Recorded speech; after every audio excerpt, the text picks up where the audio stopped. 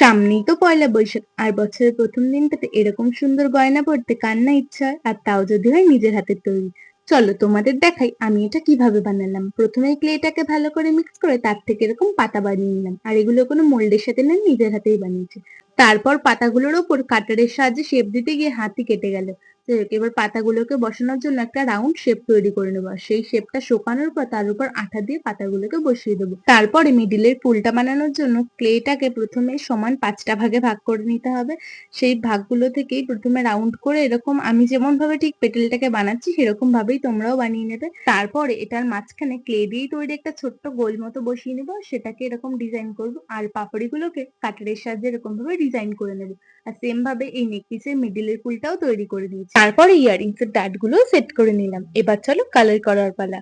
প্রথমেই base colour হিসেবে আমি হোয়াইট অ্যাক্রিলিক কালার ইউজ করেছি, তারপর ডার্ক আর লাইট গ্রিন দুটো মিশিয়ে এই যে লিভের কালার করেছি।